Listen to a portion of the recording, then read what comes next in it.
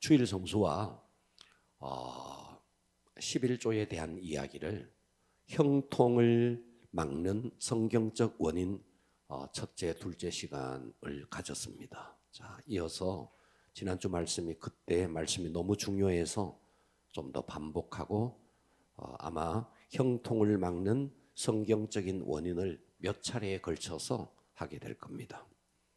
자, 1912년 4월 10일 영국 사우샘프턴이라는 항구에서 그때 정말 떠들썩한 기대와 환호성이 터져 나왔습니다.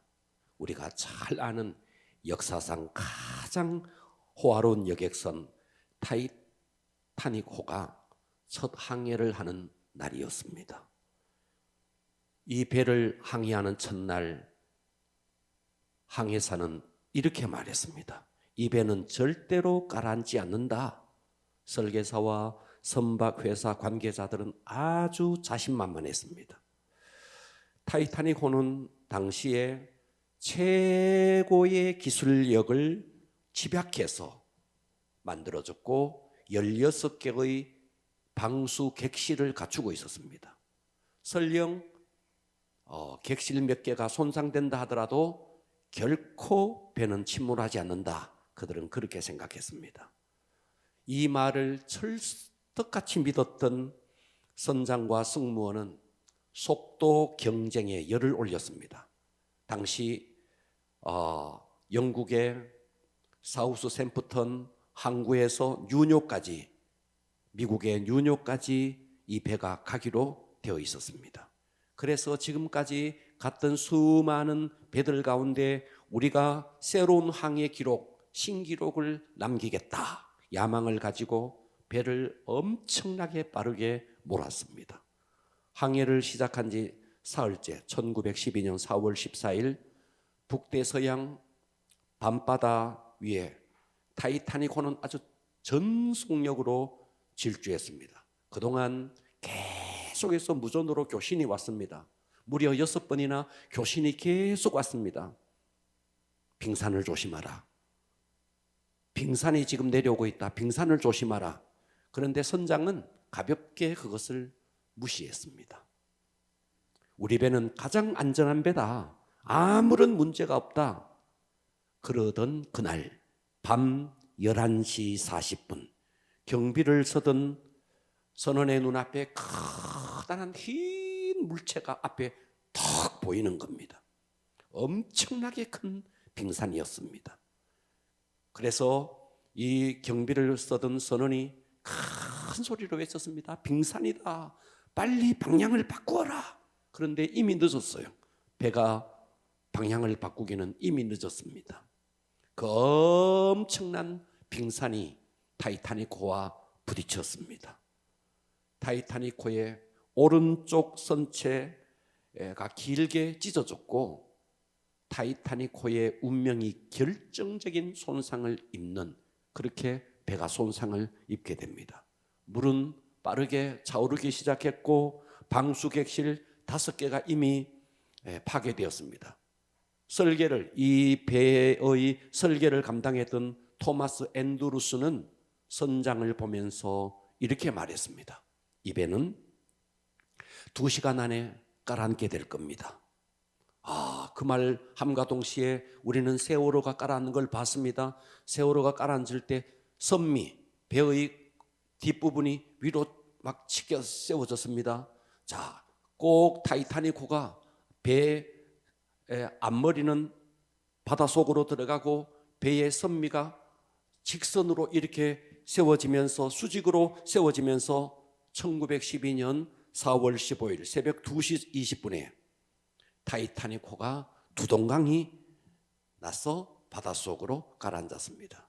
자, 그때 1,500명 이상의 생명을 희생했고 역사상, 그때 당시의 역사상 최악의 참사였습니다. 지금 빙산이 막 떠내려오니까 바다는 얼음바다였습니다. 우리 배는 절대로 가라앉지 않는다 하는 오만함이 만든 참사였습니다. 자, 우리는 인생을 살아가면서 내가 나라는 존재가 어떤 존재인지, 내 인생의 주인이 누구이고 내 운명의 주인이 누구인지, 만일 내 인생의 주인이 나이고 내 운명의 주인이 나이다, 이 오만함은 하나님 앞에 엄청난 죄악입니다. 자, 솔로몬을 보십시오. 그가 겸손할 때는 이스라엘이 부국강병을 이루었고 굉장히 번성했습니다. 그러나 어느 날 하나님을 무시하고 우상을 숭배하게 되고, 그러면서부터 급격하게 국력은 쇠퇴해졌고 나라는 분열되고 솔로몬의 영광도 다 사라졌습니다. 자, 역사의 이름을 맹위를 떨쳤던 장군들, 자, 나폴레옹을 한번 보십시오. 나폴레옹은 프랑스 혁명 이후에 절대 권력을 가졌습니다. 우리나라도 절대 권력을 가지면 반드시 망하게 되어 있습니다. 어느 나라도 마찬가지입니다. 절대 권력자는 반드시 망하게 되어 있습니다. 그러니까 이 나폴레옹이 절대 권력을 장악했습니다. 그래서 자신의 전략과 능력을 절대적으로 믿으면서 유럽을 다 장악하기 시작했습니다. 그러다가 러시아의 그 원정길을 감행했습니다. 다 참모들이 반대했습니다. 이것은 무리입니다.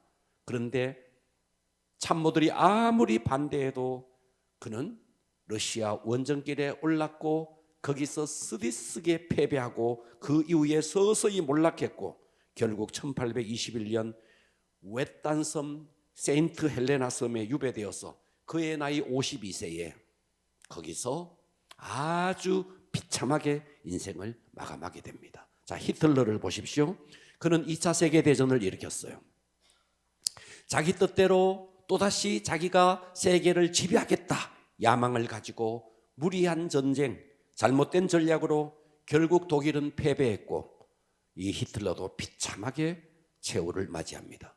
자, 이렇게 오만함,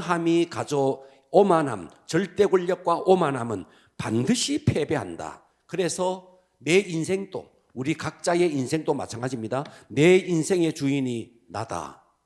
내 인생의 주인이 나다. 내가 능력 있고 내가 뭔가를 한다. 이 사람은 반드시 몰락하게 되어 있습니다. 그래서 우리는 내 인생의 주인이 하나님이다. 왜냐? 하나님은 우리의 시작을 알고 우리의 끝을 아시는 분이기 때문입니다. 내 인생의 주인이 내가 아니고 내 인생의 주인이 하나님이다. 이 사실을, 자, 다시요. 내 인생의 주인이 내가 아니고 내 인생의 주인이 하나님이다 라는 사실을 눈으로 보이는 객관적인 증거가 있습니다. 객관적인 증거. 자, 우리의 속으로 들어가서 저 사람이 진짜 믿음이 있는지, 저 사람이 진짜 믿음이 없는 사람인지 우리는 그 사람의 내면을 들어가 볼 수가 없으니까 잘 몰라요. 그러나 겉으로 드러난 외관상으로 그의 삶을 통해서 드러난 이 사람이 진짜 하나님을 주인으로 모신 자인지, 내가 내려앉고 내 자리에 하나님이 주인이라는 사실을 인정하는지 객관적인 증거가 있으니 그 객관적인 증거가 두 가지예요. 자, 지난 시간에도 이 이야기를 했습니다. 바로 그것이 7분의 1이고 10분의 1이라는 거예요. 7분의 1이 뭐예요? 주일 성수예요. 자, 그런데 이 주일 성수를 여러분, 이 주일 성수의 개념을 잘 이해해야 됩니다. 주일 성수, 여러분들이 주일날 주일 11시에 와서 예배 드렸다라는 것을 주일 성수로 생각하는 것은, 이것은 어마어마한 착각입니다. 착각입니다. 그래서 오늘 주일 성수의 개념을 다시 여러분 깊이 인식할 수 있기를 축복합니다. 주일 성수는 날의 개념이 아닙니다. 네. 주일 성수를 내가 예배 드렸다라는 행위로 여러분들이 인정받는 것은 또 다른 종교 행위입니다. 주일 성수는 뭔데?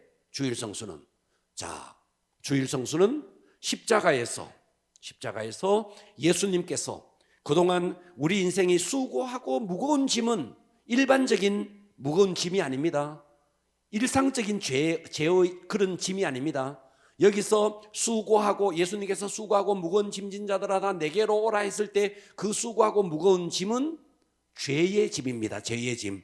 내가 해결할 수 없는 죄의 짐입니다.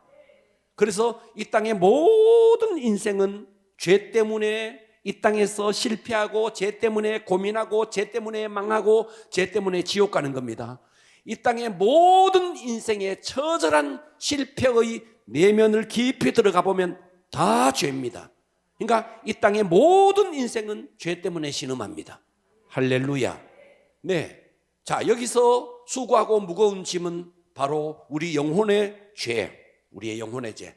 우리 인간이 어떻게 해도 해결할 수 없는 영혼의 죄의 짐이 예수님께서 수고하고 무거운 짐이라 이렇게 표현했던 겁니다. 그래서 이 땅에 수고하고 무거운 죄 짐진 자들아 다 내게로 오라, 내가 너희를 쉬게 하리라. 이 말은 예수님께서 십자가를 통해서 우리의 모든 죄를 해결하시고 그 예수님 안으로 들어갈 때 진정한 안식을 주는 거예요.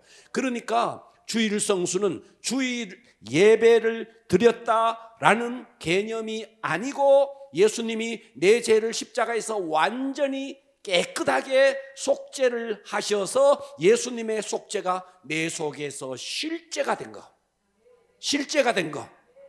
예배를 드렸다 이게 아니고 십자가의 대속, 이것이 나에게 저절로 믿어지는 겁니다. 실제가 되는 겁니다. 실제가 돼서 모든 죄의 짐에서 노임받고 우리의 영혼이 진정으로 안식하는 것이, 이것이 바로 주일 성수의 개념입니다. 이것을 생각하지 않고 그냥 나 예배 드렸다, 예배 드려도 주일 성수 안 하는 거예요. 그것은 이해가 되시죠? 자, 이 주일 성수와 그 다음에 11조입니다. 11조. 자, 11조는 뭐냐? 11조는 내가 내 소득의 10분의 1을 드렸습니다가 11조가 아니에요. 그게 11조가 아니에요. 11조는 모든 소득이 하나님의 것입니다 라고 인정하고 하나님께서 명했어요. 모든 것이 나로부터 말미암았다. 그렇기 때문에 여러분들이 11조를 드릴 때 10분의 9는 내 거, 10분의 1은 하나님 거, 여러분 이런 개념이 아니에요. 11조는 모든 소득이 하나님의 것입니다. 이것을 인정하는 믿음으로 하나님께서 명했어요. 10분의 1을 드려라 그랬어요. 그러니까 10분의 1은 10분의 1이 아니에요. 10분의 1은 10분의 10이에요. 그게 다 하나님의 거예요. 그런데 10분의 1을 드림으로 10분의 10이 모든 것이 하나님으로 말미암았다라고 인정하는 거예요. 여러분 이걸 잘 이해하셔야 돼요. 그냥 10분의 1을 드렸습니다. 아깝지만 드렸습니다. 아이고 천만에 그래도 10분의 5를 원했으면 어찌할 뻔했노. 10분의 1 했으니까 천만 다행이다. 10분의 9는 내 거. 이게 아니라는 거예요. 10분의 10 모든 소득이 하나님의 것이라는 것을 인정하는 것이 11조다 이 말이에요. 할렐루야. 그래서 하나님께서 네가 네 인생의 주인이냐? 하나님이 내가 너의 인생의 주인이냐? 라는 것을 인정하는 리트머스 시험지가 바로 7분의 1이고 10분의 1이다 하는 것입니다. 할렐루야. 네. 그런 의미에서 11조와 주일 성수는 우리의 신앙에 굉장히 중요한 거죠. 자, 여러분 우리가 이솝 우화를 잘 알고 있습니다. 이솝. 자, 이솝은 사람 이름입니다. 원래 이 이솝은 노예의 아들로 태어났습니다. 노예의 아들로 태어나니까 이솝도 노예죠. 그래서 이솝은 노예로서 주인이 있는데 이 주인이 이솝이를 어느 날 노예 시장에 팔았어요. 평소에 이솝의 지혜를 아주 눈여겨보았던 철학자 크잔토스가 이솝을 돈을 주고 사서 자기 집에 노예로 샀습니다. 그 이후에 이 크산토스는 이 이솝이라는 노예를 노예로 대우하지 않고 자기 측근에 두면서 함께 지내면서 함께 지혜를 나누었습니다. 하루는 주인이었던 이 크산토스가 어린 이솝이를 불러서 심부름 하나를 시켜요. 이솝아, 저기 가면 목욕탕이 있다. 목욕탕 안에 사람이 얼마나 많이 있는지 알아보고 오너라 그랬어요. 그래서 어린 이솝이 목욕탕을 갔습니다. 자, 목욕탕 집 앞에서 몇 명이 들어가나 계속 세는데 와, 많은 사람들이 목욕탕 안으로 사람들이 들락날락 했습니다.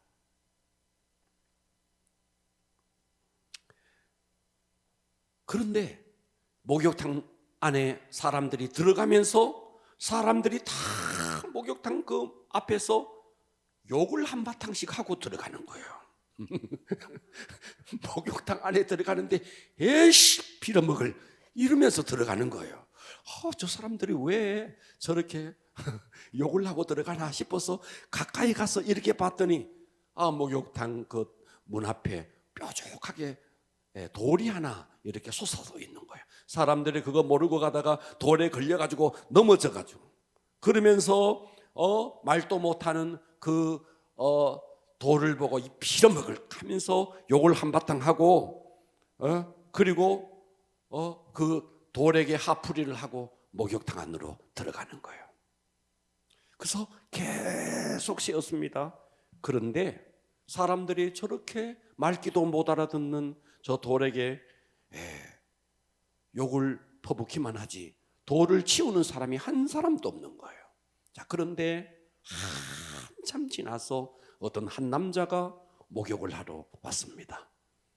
그 사람도 지나가다가 돌에 걸려가지고 넘어질 뻔했습니다. 그러더니 이 사람은 그 돌을 보고 웬 빌어먹을 이렇게 말하지 않고 이렇게 말했습니다. 웬 돌이 여기에 박혀 있노? 사람들이 걸려 이렇게 넘어지겠구먼. 그리고 다시 집으로 돌아가서 연장을 가지고 와서 돌을 시간이 한참 걸리는데 위에는 요만하게 뾰족하게 나와 있었지만 땅속에 묻힌 돌이 굉장히 큰 돌이었습니다. 몇 시간에 걸쳐서 그 돌을 다 파내고 돌을 치워놓고 돌을 파낸 그 부분을 원상복귀해서 평지와 똑같게 만들어 놓고 그리고 말없이 목욕탕 안으로 들어갔습니다. 이솝이가 그 광경을 보고 주인에게로 달려가서 주인에게 이렇게 말했습니다. 주인님, 저 목욕탕 안에는 사람은 한 사람밖에 없습니다. 한 사람밖에 없습니다. 다른 사람들은 다 짐승이었습니다. 제 이야기가 아니고 이솝의 이야기예요. 이솝의 이야기. 다른 모든 사람들은 말도 못하는 저 돌에게 막 화풀이를 하는데 단 한 사람만 그 돌을 시간이 많이 걸려서 그 돌을 다 파내고 그리고 목욕탕 안으로 들어갔습니다. 정말 사람다운 사람은 한 사람밖에 없었습니다. 듣고 계십니까? 여러분, 우리는 지금 다 같이 이 자리에서 예배를 드리고 있습니다. 하나님이 볼 때 성도다운 성도는 과연 몇 명일까요? 이솝이가 볼 때는 목욕탕에 많은 사람이 들락날락 했지만 그 당대의 최고의 지혜자 이솝의 눈에는 사람이 하나밖에 안 보인 거죠. 다른 사람들은 다 짐승으로 보인 거죠. 지혜자 이솝에게 그랬다면 하나님이 볼 때 과연 우리가 이렇게 똑같이 예배를 드리지만 과연 진짜 하나님의 사람은 과연 몇 명이 될까? 자, 오늘 지난번에 했던 11조 이야기를 좀 더 주일 성수와 11조 이야기를 좀 더 반복하겠습니다. 반복하면서 전해야 될 말씀이 많아서 이 부분이 3주 전에 제가 전했는데 다시 여러분 내 것으로 누리기를 축복합니다. 자, 형통을 막는 성경적인 원인에서 첫 번째는 안식일과 주일을 범하는 겁니다. 안식일과 주일. 자, 그래서 첫 번째 안식일에 대해서 이야기할 건데요. 자, 여러분 안식일. 여러분 이 안식일이 율법 이전에부터 있었다는 거 이해하셔야 됩니다. 안식일은 율법으로 말미암지 않습니다. 안식일은 뭐와 연결되느냐 하면요, 하나님의 천지 창조와 연결됩니다. 하나님이 6일 동안 천지를 창조하시고 일곱째 날 하나님이 안식하셨습니다. 안식일은 여기서부터 비롯되는 거예요. 할렐루야. 그래서 안식은, 하나님께서 안식일을 명한 것은 왜 명했느냐? 시간의 축복을 주기 위해서입니다.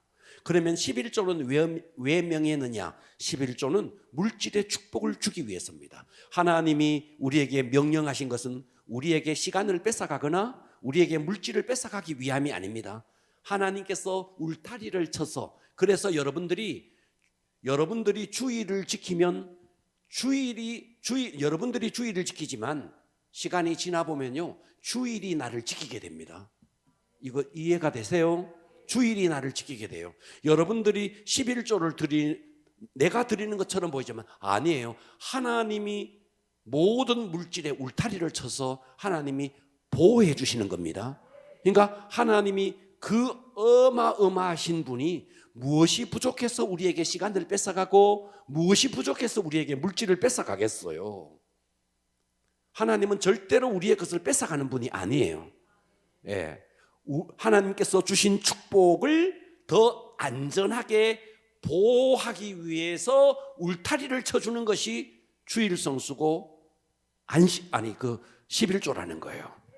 여러분, 이걸 기본적으로 여러분들 이렇게 믿으셔야 돼요. 그러니까 11조를 드리면서 또 주일 성수를 하면서 주일날 할 일도 많은데 시간을 빼앗기는 것처럼 느껴지고 물질이 빼앗기는 것처럼 느껴지는 것은, 이것은 여러분들의 믿음의 문제예요.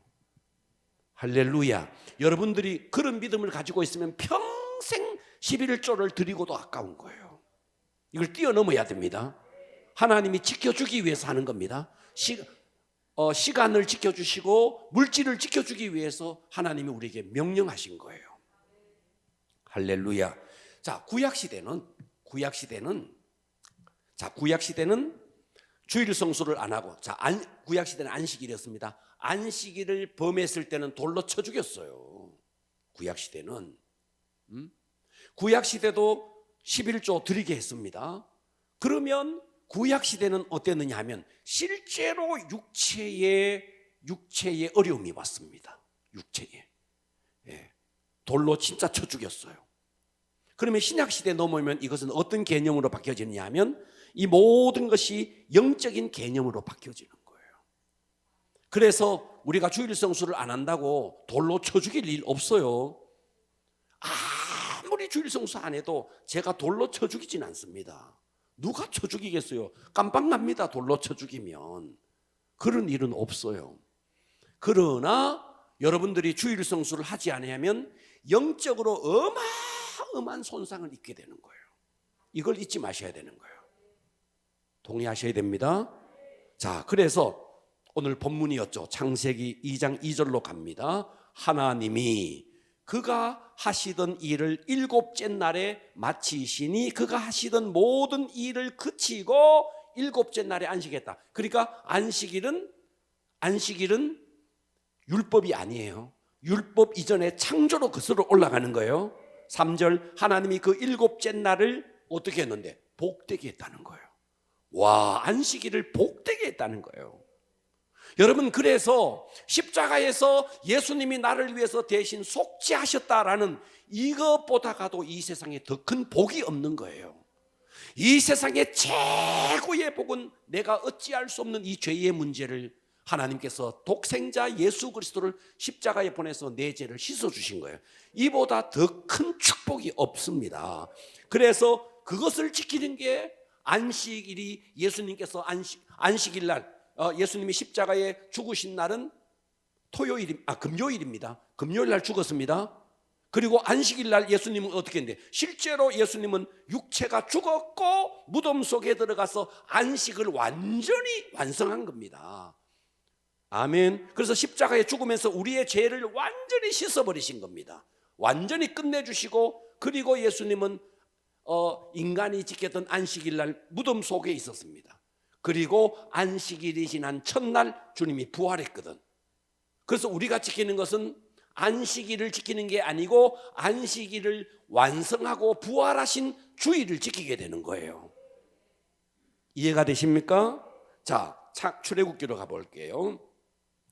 출애굽기 20장 8절에 보면 이제 창조에서부터 이미 안식일을 명했고, 그리고 또 여기에 율법에도 십계명에도 안식일을 명했어요. 이해됩니까? 안식일을 기억하여 거룩하게 지키라. 보고 계시죠? 여섯째 동안은 힘써 네 모든 일을 행할 것이나, 여기서 우리가 또 하나 우리가 짚고 넘어가야 되는 게 있는 거예요. 주일 성수를 제대로 지키는 자는 무엇이 주일 성수를 제대로 지키는 거냐 하면 6일 동안을 최선을 다해서 일을 해야 돼요. 6일 동안 팽팽 놀다가 나는 주일날 가서 예배 딸랑 드렸다라는 것이 주일 개념이 아니에요. 6일 동안은 최선을 다해서 여러분의 직업의 현장 속에서 일을 열심히 하는 거예요. 자, 봐봐요. 엿새 동안은 힘써 내 모든 일을 행할 것이나 일곱째 날은 내 하나님 여호와의 안식일인즉 너나 내 아들이나 내 딸이나 내 남종이나 내 여종이나 내 가축이나 내 문 안에 머무는 객이라도 일을 하지 말라는 거예요. 아무 일도 하지 마라. 이는 엿새 동안에 나 여호와가 하늘과 땅과 바다와 그 가운데 모든 것을 만들고 일곱째 날에 쉬었습니다. 그러므로 나 여호와가 안식일을 복되게 하여 그 날을 거룩하게 하였느니라. 자, 이 안식일을 예수님이 오셔서 100% 온전히 성취했습니다. 우리 인간의 모든 무거운 죄를 십자가에서 다 해결했습니다. 그래서 우리는 나를 지킴으로써 일요일날, 주일날, 나를 그날 예배의 자리에 나와서 예배를 드림으로써 주일을 성수하는 것이 아니고, 나를 위해서 속죄 제물이 되어주신 그 예수님의 속죄가 나에게 실제가 되어서 그분의 통치 안에서 진정으로 안식을 누리는 것이 주일 성수입니다. 이 주일 성수에 그렇다고 그러면 주일날 교회 와서 예배 드리는 거 그거 뭐 꼭 지키지 않아도 되겠네. 여러분, 진짜 그 안식 속에 사는 사람은 이거는 당연히 지키게 돼 있는 거예요. 제가 이렇게 말하는 것은 주일 성수는 날의 개념이 아닙니다. 십자가에서 속죄의 개념 속에 그 속죄가 나에게 실제가 되는 겁니다. 이렇게 말한다고 해서 주일을 뭐 함부로 어긴다거나 제가 그렇게 말하는 게 아니라는 걸 이해하십시오. 이해가 되십니까? 예. 주일 성수는 우리의 노력으로 지키는 거 아니에요. 예수께서 내 죄를 십자가에서 다 끝내주시고 안식 후에 부활하셨다는 것을 믿음으로 그것이 내게 실제가 되어서 우리의 영혼이 구원되어지고, 그래서 내가 온전히 죄에서 자유함을 받고 안식하는 것이 주일의 개념입니다. 아멘. 그래서 수고하고 무거운 짐은 일반적인 수고가 아니라 종교적인 죄. 우리 인간은 존재적으로 죄입니다. 존재적으로 죄인입니다. 무슨 수를 쓰더라도 우리 인간은 나의 죄의 문제를 해결할 수가 없습니다. 그래서 이 땅의 모든 종교가 인간이 가지고 있는 이 죄의 문제를 어떻게든 해결해 보려고 만들어낸 게 종교예요. 그러나 종교는 우리 인생의 죄의 문제를 해결할 수가 없습니다. 그 죄의 문제를 해결하는 것은 단 한 분, 성경이 말합니다. 레위기 17장 11절에 피가 죄를 속하느니라. 따라서 합니다. 피가 죄를 속하느니라. 죄를 씻는 방법은 피예요. 그런데 피는 어떤 피라야 되는데 죄인의 피는 안 돼요. 죄 없는 피라야 돼요. 그 죄 없는 피는 이 땅에 역사 이래 단 한 분밖에 없어요. 그분은 하나님의 아들 독생자 예수 그리스도예요. 그래서 그 예수님이 피를 흘려주심으로 예수님은 원래 죄가 없는 분이니 피를 흘릴 필요가 없는 분이고 육체를 입을 필요가 없는 분이죠. 그분은 하나님이니까. 그런데 그분이 우리를 위해서 육체를 입었고 피를 흘리기 위해서 육체를 입었고 우리를 대신해서 피를 흘린 거예요. 그것을 하나님께서 독생자를 보내서 십자가에서 피를 흘려주신 이 십자가의 사건을 여러분들이 믿음으로 온전히 내 것으로 취하는 겁니다. 그렇게 될 때 여러분들은 여러분의 영혼이 온전히 죄에서 자유함을 입고 여러분의 영혼은 죄에서 안식하게 되는 겁니다. 이게 진짜 안식이지, 이것은 이런 개념은 하나도 없이 주일날 와서 묵찬 기찬 설기찬 축도 받고 예배 드렸다고 안식일을 지키는 게 아니다는 거예요. 이 개념을 깊이 인식하셔야 합니다. 할렐루야. 그래서 내가 얼마만큼 주님의 공로를 인정하고 그 공로를, 십자가의 주님의 공로를 내가 믿음으로 내 것으로 취해서 그 십자가의 공로가 나에게 실제가 되느냐 하는 것이 여러분의 영혼의 안식을 제대로 누리느냐 누리지 못하느냐가 달려있는 겁니다. 제가 그래서 지난주에 이 이야기를 하면서 이런 예를 하나 들었습니다. 한 아이가 엄마 아빠를 기다리고 있습니다. 출근한 엄마 아빠를. 학교에 갔다 와서 방 안에 아무도 없는 방에 혼자 있습니다. 그러다가 이제 엄마 아빠가 올 시간에 대문 앞에 나와서 기다리고 있습니다. 기다리다가 이 아이가 대문에서 잠이 들었습니다. 쪼그리고 앉아있는 이 아이, 엄마 아빠가 퇴근해서 와보니까 사랑하는 아들이 대문에서 쪼그리고 잠을 자고 있습니다. 이 아이는 깊이 잠들었습니다. 아빠가 이 아이를 안고 이 아이의 방으로 들어가서 침대에 누웠습니다. 한참 지나서 이 아이가 깼습니다. 자, 여기서 믿음과 종교가 나옵니다. 나는 대문 앞에 자고 있었는데 다시 방을 찾아야지, 방으로 들어가야지 노력하는 게 종교고, 내가 대문 앞에서 자고 있었지만 엄마 아빠가 들어오면서 나를 안고 침대 위에 누웠다라고 그것을 믿음으로 받아들이는 것이 신앙입니다. 이거의 차이예요. 그래서 내 노력으로 죄를 씻으려고 노력하는 것은 선행이고 종교예요. 그러나 십자가에서 하나님께서 독생자를 보내서 내 죄를 다 씻어주셨다. 아이가 방 안에 누워있어. 방이네. 내가 다시 방 안으로 들어갈 필요가 없네. 엄마 아빠가 나를 방 안에 뉘었네 라고 받아들이듯이 하나님께서 독생자를 보내서 십자가에서 내 모든 죄를 씻어주셨네. 내 노력이 아니네, 예수님의 공로네 하면서 이것을 내 것으로 받아들이는 것이, 이게 기독교예요. 백날 첫날만 해도 이게 말을 해도 이게 믿어져야 되는데 믿어지는 것은 내 노력으로 안 돼요. 성령님이 오셔서 믿어지게 만들어줘야 되는 거예요. 할렐루야. 출애굽기 31장으로 한번 가볼게요. 14절. 자, 출애굽기 31장 14절. 너희는 안식일을 지킬지니 이는 너희에게 거룩한 날이 됨이라. 그날을 더럽히는 자는 모두 죽일지며 그날에 일하는 자는 모두 그 백성 중에서 생명이 끊어지리라. 여세 동안 일할 것이나 일곱째 날은 큰 안식일이니 여호와께 거룩한 것이라. 안식일에 일하는 자는 누구든지 반드시 어떻게 한다고요? 죽일지라 그랬어요. 구약 시대는 실제로 육체를 죽였어요. 그러나 신약 시대는요, 영혼이 어마어마하게 손실을 입는다는 사실, 이것을, 그러니까 제가 좀 전에 그랬잖아요. 주일 성수는 나를 지키는 게 아니라고. 주일 성수는 십자가의 주님의 공로를 내 것으로 취하는 거라고. 그렇기 때문에 주일 안식일을 제대로, 주일 성수를 제대로 안 하면 내 영혼이 죽는 거예요. 이해가 되십니까? 자, 민수기 15장 32절 가봅니다. 자, 이스라엘 자손이 광야에 거류할 때 안식일에, 봐봐요, 안식일에 어떤 사람이 나무하는 것을 발견한지라. 그 나무하는 자를 발견하는 자들이 그를 모세와 아론과 온 회중 앞으로 끌어왔으나 어떻게 처치할는지 지시하심을 받지 못한 고로 가두었더니 여호와께서 모세에게 이르시되 그 사람은 반드시 뭐해라? 죽일지니 온 회중이 진영 밖에서 돌로 그를 쳐 죽였다, 이 말이죠. 그러니까 신약 시대는 육체를 진짜 죽였어요. 그러나 구약 시대는 육체로 진짜 죽였어요. 그러나 신약 시대로 넘어오면 예수님의 십자가, 여러분 주일 안 지킨다고 죽는 게 아니에요. 영혼이 죽는 게 아니에요.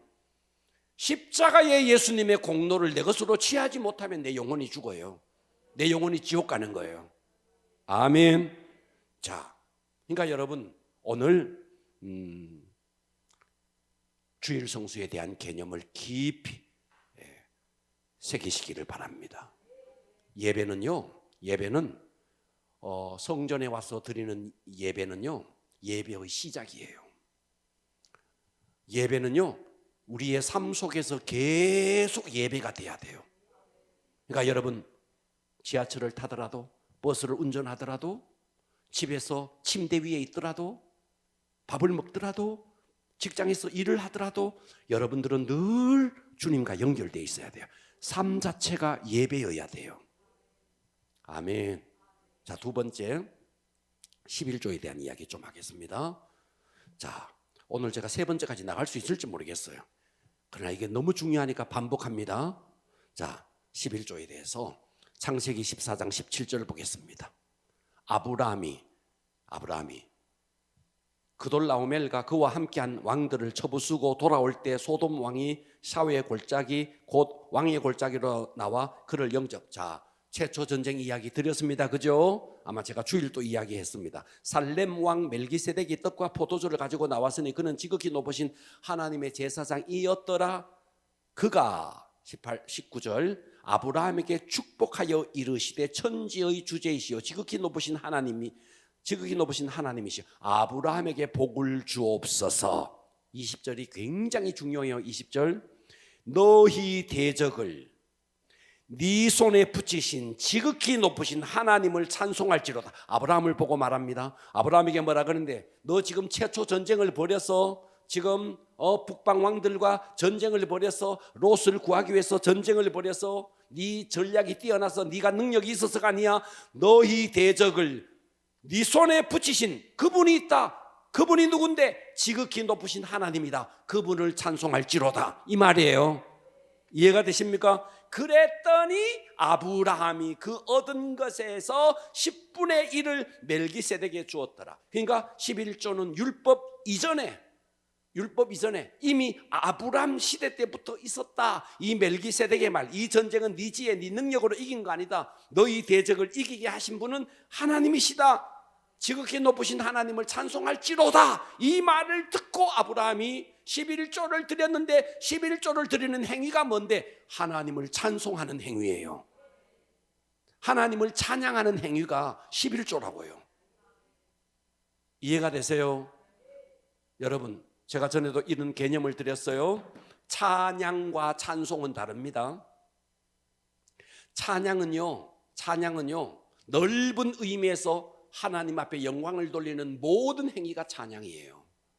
그러니까 박수를 치는 것도 찬양이에요. 소리를 높여서 주여 이것도 찬양이에요. 춤을 추는 것도 찬양이에요.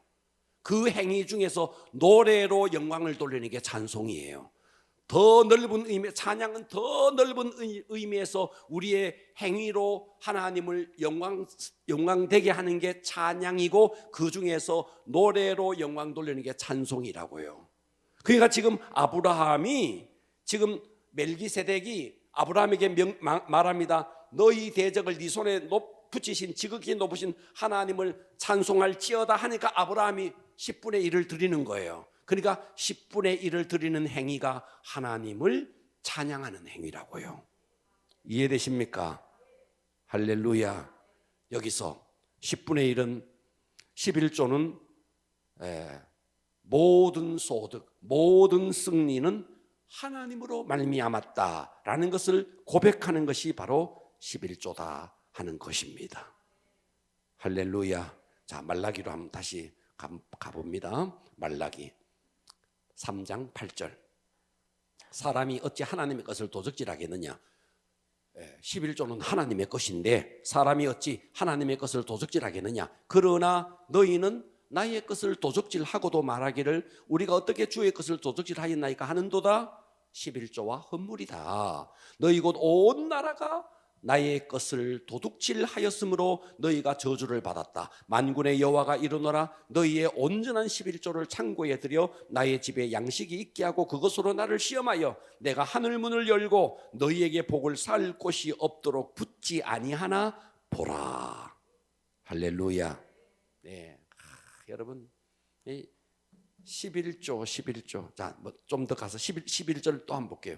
만군의 여호와가 이르노라 내가 너희를 위하여 메뚜기를 금하여 너희 토지 소산을 먹어 없애지. 11조를 드리는 자를 하나님이 울타리를 탁 쳐서 메뚜기를 금하여 너희 토지 소산을 먹어 없애지 못하게 하며 너희 밭에 포도나무 열매가 기한 전에 떨어지지 않게 하나님이 울타리를 쳐서 다 막아주겠다는 거예요. 그러면서 뭐라 그래요? 12절 너희 땅이 아름다워짐으로 모든 이방인들, 하나님을 믿지 않는 저 이방인들이 너희를 보고 복되다 하리라. 네, 하나님이 다 울타리를 쳐서 복되다 하리라. 하나님이 그렇게 만들어준다는 거예요. 네, 할렐루야. 그러니까 여러분 사실 11조 드리는 믿음은요 큰 믿음입니다. 믿음 없으면 이거 못 드려요.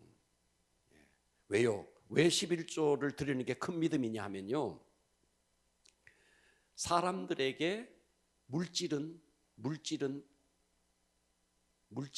주인입니다. 물질이 주인입니다. 세상 모든 사람들에게 물질은 주인입니다. 다 내 노력으로, 내 수고로, 내 능력으로, 내 지혜로 돈을 벌었다고 생각하니까 그 물질을 11조를 드리는 건 너무너무 힘들죠. 그런데 그래서 이 11조는 믿음으로 많이 드릴 수 있는 거예요. 믿음이 없으면 11조를 드리기가 굉장히 어렵죠. 자, 성경 다 한번 찾아보세요. 마태복음 23장 23절 찾겠습니다. 마태복음 23장 23절. 지난주도 제가 이 말씀을 드렸어요. 마태복음 23장 23절. 화 있을진저 외식하는 서기관들과 바리새인들이여 너희가 박하와 회양과 근처의 11조는 드리되 율법에 더 중한 바 정의와 긍휼과 믿음은 버렸도다. 그러나 이것도 행하고 저것도 버리지 마라. 이것은 뭔데? 정의와 긍휼과 믿음, 이것도 버리지 마라. 저것도 지켜라. 박하와 회양과 근처의 11조도 드려라. 그러니까 신약 시대 와서 11조가 폐지됐다. 어불성설입니다. 헛된 말입니다. 아닙니다. 신약 시대 예수님조차도 말하잖아요. 예? 정의와 긍휼과 믿음 이것도 지키고 저것 박하와 회양과 근처의 11조도 드리라고 말하는 거예요. 이건 저의 소리가 아니고 예수님의 말씀이에요. 할렐루야. 예. 그래서 그리스도인에게 축복이 오지 않는 근본적인 이유는 바로 안식일을 범하는 것, 주일 그리고 11조를 범하는 겁니다. 온전한 영적인 축복과 물질적인 축복의 시작도 주일 성수와 11조고요. 그리고 축복이 아직 오지 않는 출발점도 바로 안식일을 범하는 것이고 주일 성수를 범하는 이것이고 11조를 드리지 않는 것입니다. 그렇기 때문에 우리는 주일을 지킴으로 주일이 나를 지켜주게 되고 내가 11조를 드림으로 하나님께서 울타리를 쳐서 모든 것을 보호해 주신다는 믿음이 여러분에게 있기를 축복합니다. 하나만 더 하겠습니다. 여기까지가 지난주 다 했던 거예요. 들었는데도 뭐 다시 들어도 되잖아, 그죠? 하나 더 하겠습니다. 형통함을 막는 성경적인 원인. 두 번째는요, 죄를 회개하지 않을 때요. 죄를. 여러분, 죄는 뭐와 같으냐 하면요, 이거예요. 죄는요, 예레미야에서는 터진 웅덩이라 그랬어요. 터진 웅덩이. 다시 말해서 죄는 뭐와 같으냐 하면요, 이런 거예요. 큰 그릇이 있습니다. 여기에 물을 담았습니다. 죄를 지면요, 여기 구멍이 뚫어진 것과 같아요. 다 새버려요. 이해가 돼요? 그래서 반드시 죄를 지었을 때는요, 회개를 해야 됩니다. 회개. 자, 오늘 요거 하나만 더 하고 마무리할 테니까 눈을 크게 뜨고 졸리더라도 할렐루야. 자, 둘째, 죄를 회개하지 않을 때 예레미야 5장 23절 성경 보겠습니다. 봐봐요. 그러나 너희 백성은 배반하며 반역하는 마음이 있어서 이미 배반하고 갔으며 또 너희 마음으로 우리에게 이른 비와 늦은 비를 때를 따라 주시며 우리를 위하여 추수한 기한을 정하시는 우리 하나님 여호와를 경외하자 말하지도 아니하니. 자, 25절. 너희 허물이 이러한 일들을 물리쳤고 너희 죄가 너희로부터, 봐봐요, 너희 죄가 너희로부터 좋은 것을 막았도다. 아멘 합시다. 죄가 좋은 것이 오는 것을 다 막았도다 하는 거예요. 죄가. 예. 잠언으로 한번 가볼게요. 잠언 28장 13절 가봅니다. 그래서 죄가 좋은 것을 막으니까 어떻게 해야 되느냐? 28장 13절에 자기 죄를 숨기는 자는 형통하지 못하나 죄를 자복하고 버리는 자는 불쌍히 여김을 받으리라. 와, 죄를 회개해야 된다는 거예요. 우리는 인간인지라, 육체를 가지고 있는 인간인지라 순간순간 우리가요 넘어질 수 있어요. 예, 넘어질 수 있어요. 예수님께서도, 하나님께서도 우리가 잠시 죄 짓는 것에 대해서 이것까지도 나무라지 않았어요.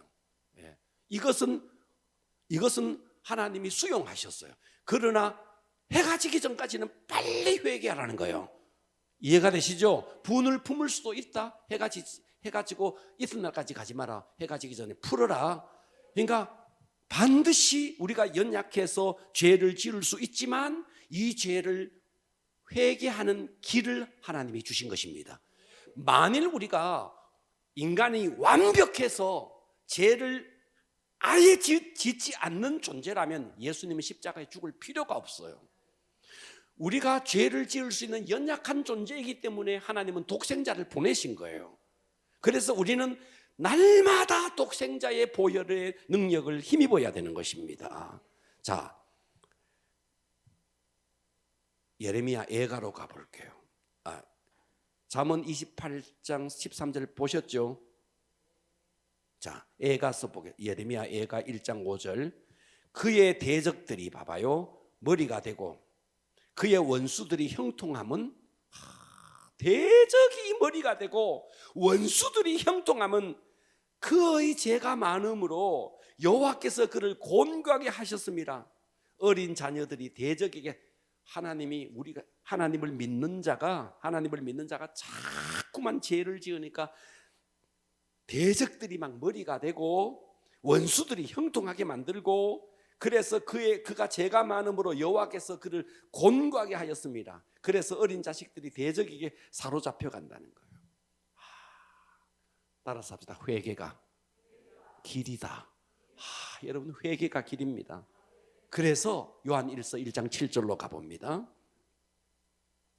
요한일서 1장 7절. 그가, 예수님이에요, 빛 가운데 계신 것 같이 우리도 빛 가운데 행하면 우리가 서로 사귐이 있고 그 아들 예수의 피가 우리를 모든 죄에서, 그 아들 예수의 피가 우리를 모든 죄에서 깨끗하게 하실 것이요, 만일 우리가 죄 없다고 말하면 스스로 속이고 또 진리가 우리 속에 있지 아니할 것이요, 만일 우리가 우리 죄를, 따라서 합니다, 자백하면, 이 죄를 자백해라는 거예요.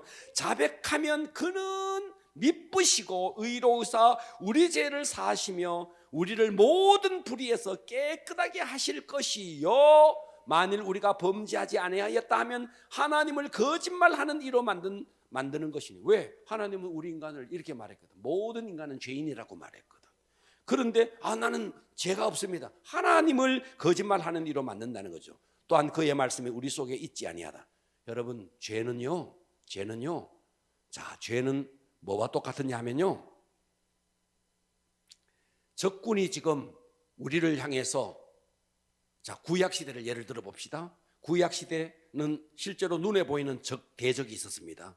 그런데 적이 막 쳐들어오고 있는데 성문을 활짝 열어놓는 것과 똑같습니다.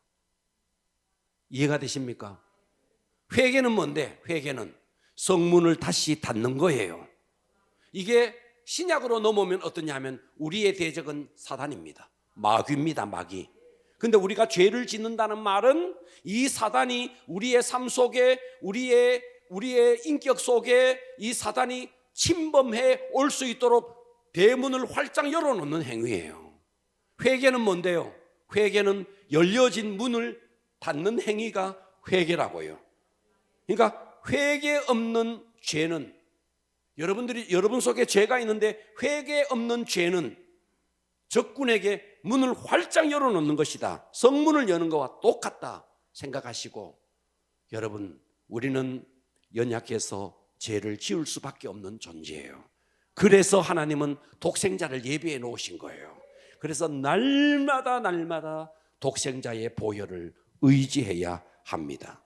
그래서 우리가 내가 양심으로 지은 죄 뿐만 아니라 때로는 내가 이미 오래전에 지은 죄를 여러분들이 이미 잊어버려서 깨닫지 못할 때는요, 기도하셔야 됩니다. 회개의 영을 주시옵소서. 성령께서 내 죄를 조명해서 비추어 주시옵소서. 그래서 성령께서 여러분 속에 이미 잊어버린 죄까지도 조명해서 그것을 기억나게 해서 회개함으로 여러분에게 열려있는 모든 성문들이 닫혀지는 역사가 있기를 바랍니다. 그래야 마귀의 공격을 이겨낼 수 있는 것입니다. 승리할 수 있기를 축복합니다.